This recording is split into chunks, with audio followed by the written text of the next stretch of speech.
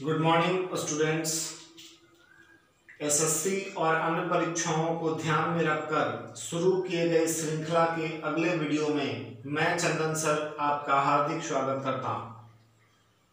हम लोगों ने इसमें ज़्यादातर सवाल एसएससी के पूछे गए प्रश्नों को लिया है। यह न सिर्फ एसएससी के विद्यार्थियों बल्कि मैथ के अच्छे सवालों में रुचि रखने वाले हर एक विद्यार्थी के लिए उपयोगी है। तो आज का पहला सवाल 675 गुणा 675 गुणा 675 प्लस 325 गुणा 325 प्लस 325। देखिएगा ये 3 बार है, ये भी 3 बार है और फिर यहाँ ये उन्हें ये माइनस इतना। अब जरा इसको गौर करिए,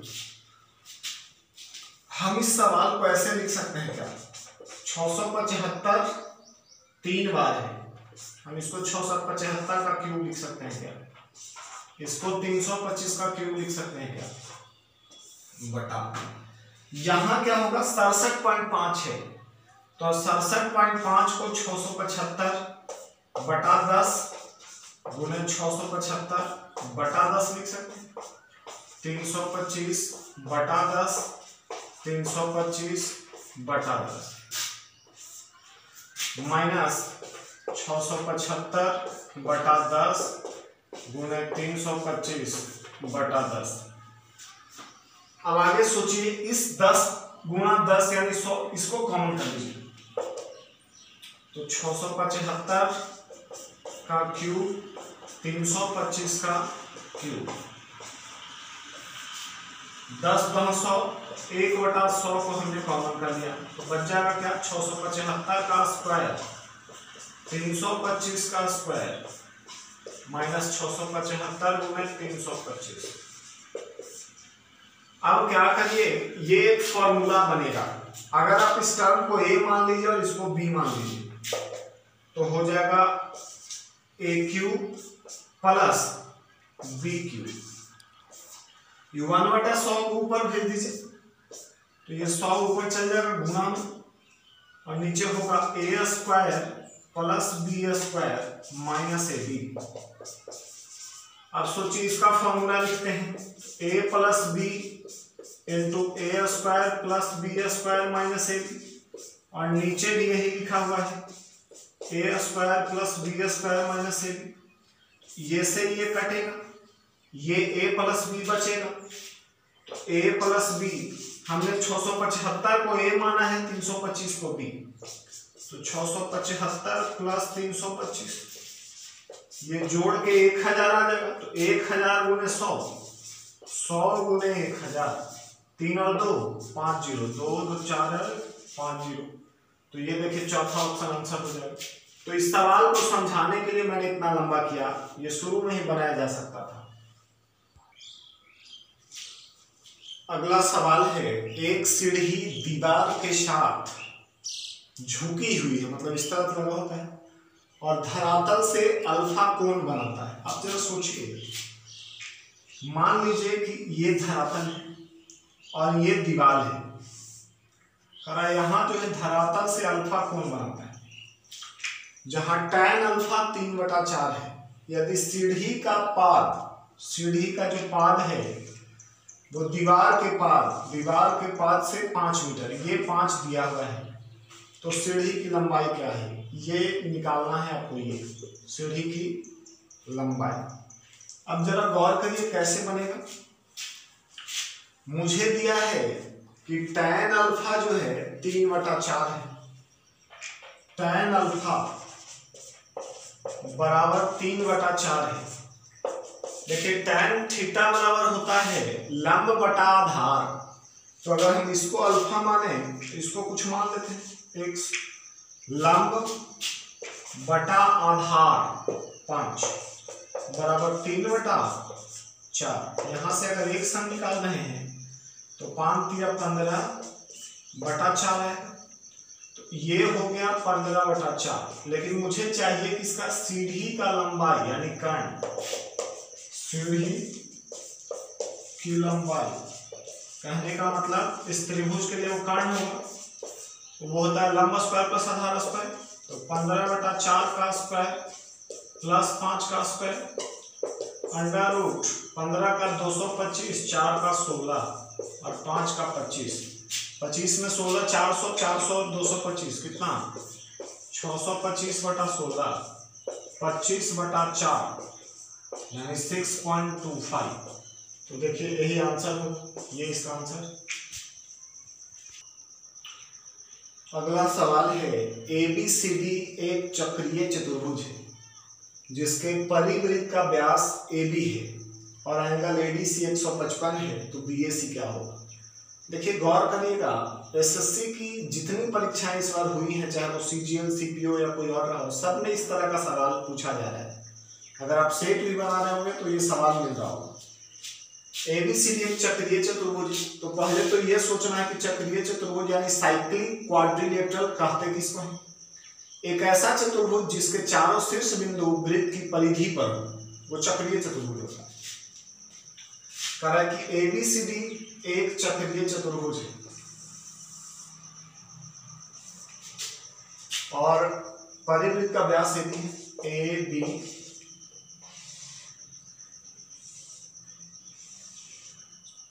CD एक चक्रीय चतुर्भुज है जिसके परिवृत्त का व्यास AB है।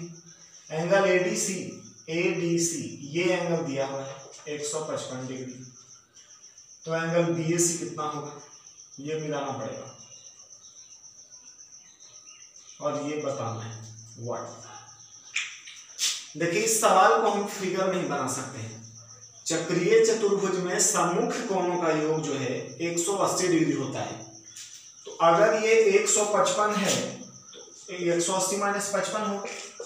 एंगल ABC जो है 180 माइनस 155 यानी 25 डिग्री याद है ये वाला।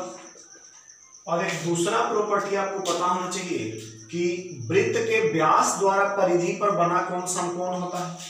तो AB व्यास है, इससे कोण ये बन रहा है 90 डिग्री, ये हो जाएगा। एंगल AC भी 90 होगा, इसलिए एंगल BAC आपको पता होगा एक त्रिभुज में तीनों कोण जोड़ के 180 होना चाहिए। 180 में से दो कोण हम घटा रहे हैं, 90 और 25, तो कितना आ जाएगा 90 और 25 होता है 115 यानी 65 डिग्री इसका आंसर होना चाहिए, जो कि आपका तीसरा ऑप्शन है। तो अगला सवाल अलजेब्रा से है। x + 4 का होल क्यूब प्लस 2x + 1 का होल क्यूब और 2x + 5 का होल क्यूब बराबर 3x + 12 है, 2x + 1 और 2x + 5, तो x का मान क्या है। देखिए इस तरह का एक सवाल मैं पहले भी करवा चुका हूँ, अब जरा गौर करिएगा। ये लिखा हुआ है x + 4 का होल क्यूब, 2x + 1 का होल क्यूब और 2x + 5 का होल क्यूब। मैं क्या करता हूं, यहां से 3 कॉमन ले लेता हूं, x + 4 बचेगा, 2x + 1 बचेगा, 2x + 5। अब आपको पता होना चाहिए कि AQ + BQ + CQ बराबर 3ABC लिखा हुआ है, तो क्या होता है ABC जोड़ के 0 होना चाहिए, तभी ये इतना होगा। तो यहां से वही करेंगे, इतना प्लस 2x + 1 प्लस 2x + 5 जोड़ के 0 होना चाहिए। 2 2 4 और 1 5x, 4 और 1 5 5 10, उधर लेके जाएंगे तब -10, 5 से 2 बार, तो यही आंसर हो जाएगा। तो इस तरह के सवाल खूब पूछे जा रहे हैं। 4 साल पूर्व A और B की आयु का रेशियो 4:5 था। 4 साल पूर्व A और B की आयु का रेशियो 4:5 था। अब से 8 साल बाद, अब से 8 साल बाद 11:13 होगा। तो बताइए वर्तमान आयु का योग क्या है। देखिए एज के सवालों को जब बनाते हैं, एक है 4 साल पहले का और दूसरा है 8 साल बाद का, तो हम इसको ही निश्चित राशि मान लेते हैं। एक पूर्व और एक बाद दोनों को जोड़ देते हैं, 8 4 12। अब क्या होगा, यहाँ देखिए 1 का अंतर और यहाँ है 2 का अंतर, तो पहले अंतर बराबर करेंगे। तो 11 13 में 2 का अंतर ऊपर से गुना। अब देखिए 10 से 13 हुआ कितना बढ़ा 3, 8 से 11 हुआ कितना बढ़ा 3। प्रश्न का अंतर है 12 जबकि अनुपात में है 3। क्वेश्चन पूछता है वर्तमान आयु का कुल योग, तो वर्तमान आयु तो है नहीं, तो हम पहले वाला ही निकाल लेते हैं 4 से पूर्व वाला। एक बार 8 से गुना और एक बार 10 से गुना, 3 चौके 12। ये कब का निकल रहा है, ये 4 साल पूर्व निकल रहा है। 32 हो जाएगा और 40 हो जाएगा, कौन ए और बी। लेकिन हमसे वर्तमान योग पूछ रहा है, वर्तमान योग। तो आप सोचिए जो 4 साल पहले 32 है वो आज बढ़ के 32 4 36 होगा, और जो 40 था वो बढ़ के 44 होगा। तो जोड़ देंगे अगर तो 40 और 4 44 और 36 कितना 80 वर्ष आना चाहिए, यानी ये ऑप्शन। अगला सवाल है साइन थीटा बराबर पी स्क्वायर माइनस 1 बटा पी स्क्वायर प्लस 1 हो तो कॉस थीटा कितना होगा। तो देखिए हम इसको कई तरीके से बना सकते हैं। बेसिक में साइन थीटा लंबा टकान होता है, लेकिन इसकी भी जरूरत नहीं पड़ेगी।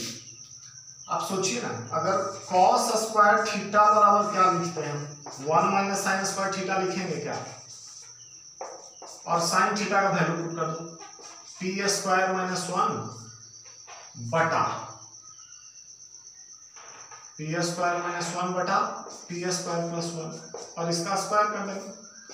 अब भी का जोड़ बना देंगे, तो ये हो जाएगा इधर जाएगा, तो पी स्क्वायर प्लस 1 का whole square minus p square minus 1 का होल स्क्वायर बटा पी स्क्वायर प्लस 1 का होल स्क्वायर। अब सोचिए ए प्लस बी का होल स्क्वायर माइनस है ए माइनस बी का होल स्क्वायर, तो बराबर क्या होता है, इतना बराबर होता है 4ab, ए के जगह पे इतना बी के जगह पे इतना, बराबर पी स्क्वायर प्लस 1 का होल स्क्वायर। ये है कॉस स्क्वायर थीटा का वैल्यू, इसलिए कॉस थीटा। रूट लगा देंगे, अंडर रूट 4p स्क्वायर बटा पी स्क्वायर प्लस 1 का होल स्क्वायर। तो 4 का 2 पी स्क्वायर का पी, और ये स्क्वायर से रूट कटेगा तो पी स्क्वायर प्लस 1। ऐसा कोई ऑप्शन होना चाहिए, ये आंसर हो जाएगा। अगला सवाल है a square plus b square plus 64c square plus 16c plus 3 बराबर 2 इंटू ए प्लस बी। तो बताइए 4a⁷ plus b⁷ plus 8c square का वैल्यू क्या होगा। आपको देखने में सवाल काफी बड़ा लगा, लेकिन ये सवाल मैंने पहले भी आपको पढ़ाया है।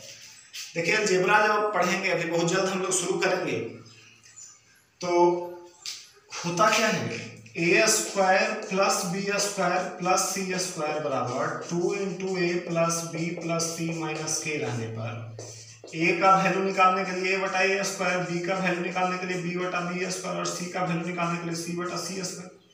ऐसा हम करते हैं। यही चीज यहाँ अप्लाई करना होगा।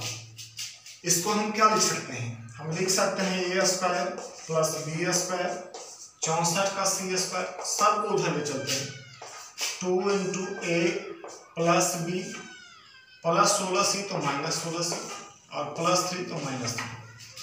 इसको लिखना पड़ेगा a square plus b square plus 64c square. 2 सब में से कॉमन लेना होता है, तो 2 into a plus b minus 8c minus 3। अब इस फॉर्मेट में आ गया है। अब यहाँ से हम ए बी सी का वैल्यू निकाल सकते हैं। ठीक है, तो ए बी सी का वैल्यू कैसे निकलेगा, तो आप देखिए हमने कहा a का जब मान निकालना है तो a का गुणांक 1 a स्क्वायर का गुणांक 1 हो जाएगा, b का वैल्यू निकालना है तो b का गुणांक और b स्क्वायर का गुणांक 1 हो जाएगा। जब c का मान निकालना है तो c का गुणांक बटा c स्क्वायर का गुणांक, तो ये -1/8 हो जाएगा। अब हम लोग को जो कहा जा रहा है, इसलिए 4a⁷ b⁷ और 8 गुना c स्क्वायर, ए का वैल्यू तो 1 है, पावर कुछ भी रहेगा कोई फर्क पड़ेगा नहीं, यहाँ भी 1 है। 8 गुने सी का वैल्यू है -1/8 और उसका स्क्वायर कर रहा, स्क्वायर यानी 2 बार लेंगे, तो 8 से 8 कट जाएगा, माइनस माइनस प्लस हो जाएगा, तो ये हो गया 4, ये हो गया 1 और ये हो गया माइनस माइनस प्लस 1/8 यानी 5.1/8, ये आंसर हो जाएगा। किसी घन के 3 फलक का क्षेत्रफल क्रमशः 32, 24 और 48 सेंटीमीटर स्क्वायर है, तो बताइए उस घनाभ का आयतन क्या होगा। देखिए घन या घनाभ जो होता है वो 3D फिगर होता है, त्रिविमीय आकृति, और इसमें 6 फलक होता है, फेस। तो क्या होता है, तो एक फलक को लंबाई चौड़ाई, दूसरा को चौड़ाई ऊंचाई, तीसरा को लंबाई ऊंचाई, ऐसा कर सकते हैं। तो मान लिया कि लंबाई गुना चौड़ाई का वैल्यू है हमको 32, चौड़ाई गुना ऊंचाई का वैल्यू है 24 और ऊंचाई गुना लंबाई का वैल्यू है 48। अब क्या करेंगे, दोनों तरफ गुणा करिए, एल में एल, बी में बी, एच में एच, क्या होगा एल बी एच का होल स्क्वायर होगा, और ये 32 गुना 24 गुना 48। अब क्या होगा, इसलिए एल बी एच बराबर अंडर रूट 32 गुना 24 गुना 48। अब कुछ ऐसा तोड़े कि हमारा काम हो जाए, तो तोड़िए। 32 को हम लिख सकते हैं 16 दूनी 32, ये 24 हो जाएगा, ये 48 है, तो 48 ही भी 48 ही भी, 16 के वर्गमूल 4 और 48 गुना 48 का 48, तो 48 चको 192। और एलबीएच किसका फॉर्मूला, घनाभ के आयतन, तो 192 सेंटीमीटर क्यूब इसका आंसर होगा। तो अगला सवाल है, 25,000 रुपया का 2 बरस में 12% की दर से चक्रवृद्धि ब्याज क्या होगा, और ब्याज क्या है, 8माही से योजित होता है। देखिए हाल के एसएससी के परीक्षाओं में 8माही, 4माही, 7माही, 2 वार्षिक, इस तरह के सवाल पूछे जा रहे हैं, और आम विद्यार्थी वो सिर्फ 6माही, वार्षिक, त्रिमाही इतना रट जाता है, तो रटने से काम नहीं चलेगा। करना क्या है कि 8माही अगर कह रहा है, जितना माह कहता है उसको 12 से भागा देके फ्रैक्शन बनाओ, तो ये 2/3 आएगा। जो भिन्न आता है उसको दर में गुना करिए और समय में उलट के गुना करिए। तो दर में हम गुना करेंगे तो ये आपका 12% है, और उसमें 2/3 से गुना होगा तो 3 चौके 12, 8% हो जाएगा। और अगर समय की बात रही तो समय में पलट के गुना करते हैं, तो पहले से दिया हुआ था 2 साल, 2/3 को उलट के गुना करेंगे 3/2 से, तो ये हो जाएगा 3 8माही। अब इसको नॉर्मल वे में आप बना लीजिए। ए बराबर याद होगा आपको P × 1 + r/100 की पावर t। P कितना है 25,000, 1 + r 8% बटा 100 के पावर t, ठीक है, यानी 25,000 गुणा 108/100 गुणा 108/100 गुणा 108/100, 2 0 से 2 0, अभी और कटेगा, 50 गुना 100, 50 × 5 = 250, ठीक है, और 5 से 20 बार में, 2 से 54, फिर 2 × 10 = 20, 2 से 54। कहने का मतलब कि आप जोड़ घटाव इसका कर लीजिएगा, जब आप करिएगा तो ये वैल्यू लगभग होगा 31,492.8, यानी हम इसको राउंड फिगर में 31,493 भी लिख सकते हैं। यहाँ इसलिए चक्रवृद्धि ब्याज क्या होता है, चक्रवृद्धि ब्याज निषधन माइनस मूलधन ए माइनस बी, तो 31,493 में से हमारा मूलधन था 25,000, वो घट जाएगा, तो 25 × 6 = 31 यानी 6493 रुपया इसका आंसर होना चाहिए, जो कि ऑप्शन सी में है। तो इस वीडियो का आखिरी सवाल, किसी त्रिभुज का क्षेत्रफल 15 सेंटीमीटर स्क्वायर है और उसके अंतःवृत्त की त्रिज्या 3 सेंटीमीटर है, तो त्रिभुज की परिमिति क्या होगी। देखिए मैं बार बार आपसे रिक्वेस्ट करता हूँ कि आप क्वेश्चन देखने के बाद पहले खुद से बनाने का प्रयास करिए, और अगर बनता है तो आंसर कमेंट बॉक्स में कमेंट करिए। साथ ही साथ अगर वीडियो पसंद आए, क्वेश्चन का सॉल्यूशन अच्छा लगे तो लाइक भी करते रहिए, आप लोग उसमें कंजूसी करते हैं। किसी त्रिभुज का क्षेत्रफल 15 सेंटीमीटर स्क्वायर है और इसके अंतःवृत्त की त्रिज्या 3 सेंटीमीटर है, तो बताइए त्रिभुज की परिमिति आखिर क्या है। अंतःवृत्त की त्रिज्या, क्षेत्रफल और परिमिति, इसमें एक रिलेशन होता है, ठीक है, और वो रिलेशन होता है R बराबर डेल बाई एस, या कह सकते हैं आप इसको कि डेल्टा बराबर आर एस। कोई एक वैल्यू में पुट करिए, किसी एक वैल्यू में। R अंतःवृत्त की त्रिज्या कहते हैं, तो ये 3 है, डेल्टा दिया हुआ है 15 बटा एस, 3 एकम 3, 3 बचे 15, तो एस बराबर 5 सेंटीमीटर है। लेकिन ये क्या है, एस मतलब होता है सेमी पेरीमीटर, अर्ध परिमिति, और सवाल पूछ रहा है हमसे परिमिति, तो परिमिति यहाँ से निकल जाएगा। अगर अर्ध परिमिति 5 है तो पूरा परिमिति कितना होगा, 5 गुणा 10 सेंटीमीटर होगा, तो 10 इसका आंसर होगा। तो ये इसका आखिरी सवाल है। आप लोगों के सहयोग, आप लोगों के उत्साह से बहुत जल्द हम लोग लाइव क्लास शुरू करेंगे, क्योंकि बहुत जल्द हम लोग 1000 सब्सक्राइबर को पार कर लेंगे। आप इसी तरह अपना उत्साह और विश्वास मेरे ऊपर बनाए रखें, मैं आपको अच्छा से अच्छा कंटेंट प्रोवाइड करवाता रहूँगा। धन्यवाद।